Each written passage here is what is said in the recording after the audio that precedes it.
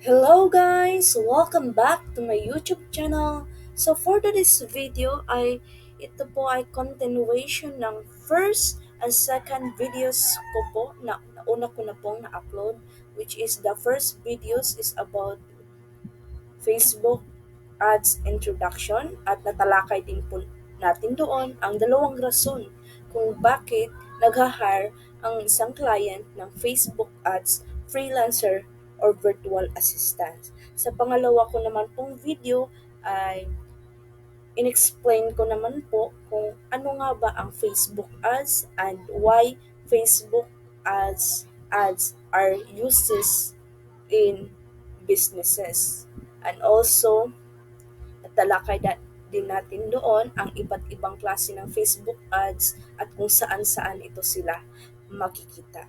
So, for today's video ay ipagpapatuloy na po natin, which is how to create a Facebook ads. So, paano nga ba gumawa ng Facebook ads? So, kagaya po ng sinabi ko nung una ko pong videos na what to expect is nasama po sa number one is the first step to create a Facebook ads.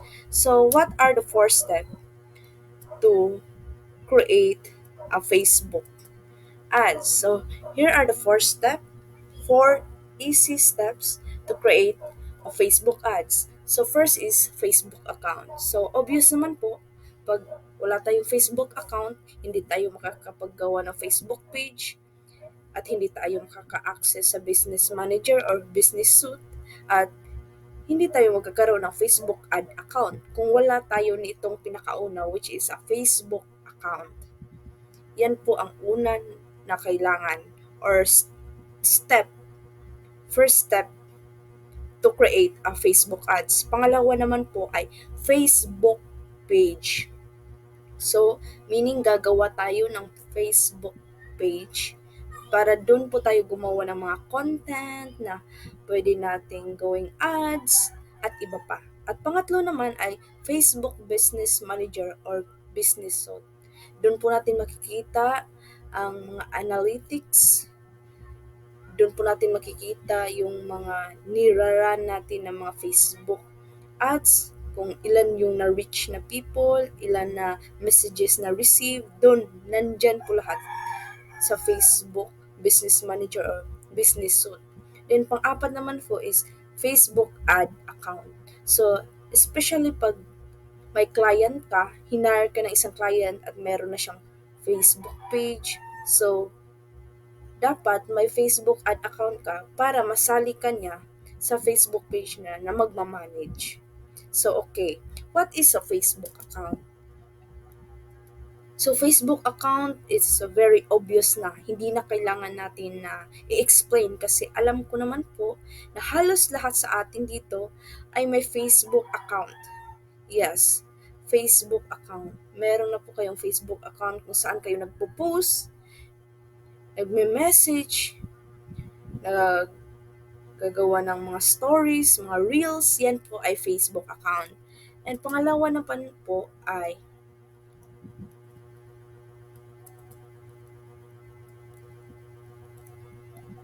wait lang po. Pangalawa ay Facebook page. So, example po ng Facebook page ay ito po, yung NBA. Yan po ay mga Facebook page. At may nakalagay po dito sa right side na follow. So, meaning, isa po siyang Facebook page. So, dapat po alam nyo ang pagkaiba ng Facebook page at Facebook account. Kasi ang Facebook account is your personal use po talaga. You can add many friends, then they will accept you. And also, you can call each other, ganun po ang Facebook account at marami pong feature ang Facebook account. Gayon din naman po ang Facebook page. Magkaiba lang po sila talaga ng design when it comes to inviting friends. Kasi sa Facebook page is mag-i-invite ka talaga para mag-follow sa Facebook page mo. Unlike sa Facebook account is kapag kakilala mo, pag sinendan mo ng friend request, a-accept ka talaga. Pero sa Facebook page ay parang hindi naman po kasi yung Facebook page, hindi naman po kasi pangalan nyo mismo ang ilalagay nyo sa Facebook page name. Dapat po maging unique po yung pangalan nito. Hindi na po kayo gagawa ng same ng pangalang Facebook account, same din ng Facebook page. So, i-explain ko po yan sa next video kung paano ba gawin ang Facebook page. So, pangatlo po ay Facebook Business Suite or yung Business Manager. So, sa way back in 2019 or 2020, yung wala pa po yung business suite. Ang meron pa po is business manager. Pero dito po ang advantage lang nitong business suite na to, it is an application. Android, din Apple, may business suite po, pwede kayong maka-install. At kung nagde-desktop naman kayo, pwede nyo pong i-search yung website nila, yung business suite. Ang kagandahan po kasi sa business suite is ito po. Papakita ko po yung picture. Ito po yung business suite. Makikita nyo sa left side, may nakalagay Meta Business Suite. Ito po ay aking page, The Curious Mindset. Ito po yung page na yan. At ito po sa left side, may nakalagay po na home, notification, inbox, context, content, planner, ads, insight, search, get started, setting, help. Yan po nakalagay po dyan. At hindi lang po dyan nagtatapos ang lahat. Yes po. Kasi sa baba ng insight, hindi nyo lang po nakikita. Sa baba po ng insight ay may nakalagay po dyan all tools.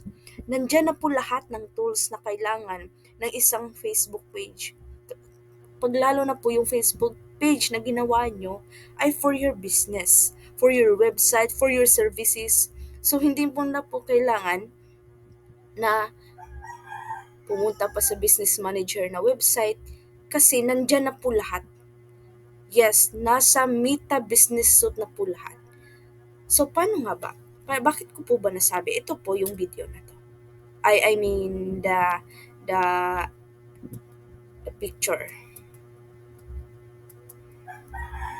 Wait lang po. Oh, tapos na po tayo sa business suite. So, ito po yung business suite na sinasabi ko. Which is, pag may nag-message sa inbox nyo, sa inyo ay may nag-message sa Facebook page nyo, ay dito nyo sa inbox. Pag may nag-like ng page nyo, ay dito sa notification.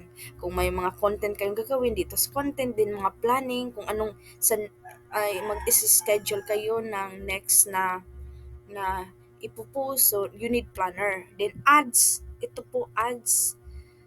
Ito yung pagbo-boost po. Insight, din sa kababa ng insight, all tools po. Yan po. Which is, i-explain ko po yan sa next video ko po, lalo na pag tapos natin gumawa ng Facebook page. Kasi pag gawa ng Facebook page ay i-connect or ililink na natin ang Facebook page natin sa Meta Business Suite. Okay po ba? So, pang-apat po is Facebook ad account. So, Facebook ad account, kailangan meron ka talaga nito, especially when you're working with your client Facebook page. Dapat may Facebook ad account ka. So, ito po, para mas malinaw po, ito po. Ito yung business suite. 'Di ba sinabi ko po sa inyo na ito ay inbox, ito naman po ay content, planner, ads, tsaka insight po, ito yung bar graph. At ito naman po sa baba ng insight, sa left side, is all tools. All tools po yan. So, pag pinindot po ninyo po yan, ang all tools, lalabas, ito po yung engage audience, analyze and report, manage, advertise, sell product and services. Lahat po yan lalabas. So meaning, sa business suite, nandun na po lahat. Yung analyzation and report, advertisement, which is ads manager, sell product and services. Yan po, makikita nyo po. Basahin nyo na lang po. Kitang-kita po dyan ang kahalagahan ng business suite. If you have a Facebook page, if your Facebook page is promoting a product, brand, services, or kung ano-ano pa man po yan, makikita po natin dyan. So, dahil po Facebook ads naman po talaga yung tinuturo ko sa inyo, so syempre pupunta tayo dito sa advertise. So sa advertise na column na yan, is makikita natin ads limit per page, ads, then ads manager, apps, audience, automated rules, creative hub, event manager, instant form. So ang pipindutin na po natin is Ads Manager. Yan po, yan ang pipindutin natin, Ads Manager. Pag napindot po natin yan, dito po lalabas. Lalabas po ito. Yes po. Lalabas po yan. Lalabas po yan. Dito po tayo gagawa ng Facebook ads. Diyan po sa create. Yan po. Yes po. If hindi pa po maliwanag sa ngayon, sa susunod ko pong video ay dito na po tayo magfo-focus sa Facebook Ads Manager or tinatawag noon ng Business Manager. Dito po tayo magfo-focus kasi lahat po yan, dyan po natin gagawin. Mag-create po tayo at ito po yung unang, may example po, ito po, yung na-complete na po yung delivery ng Facebook ads na ginawa ko. Ito po yung campaign, which is, are you looking for affordable yet effective? Yan po, yun gawa.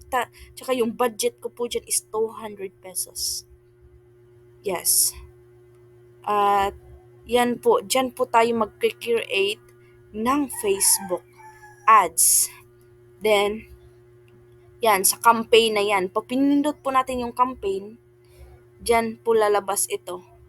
Ito po yung lalabas.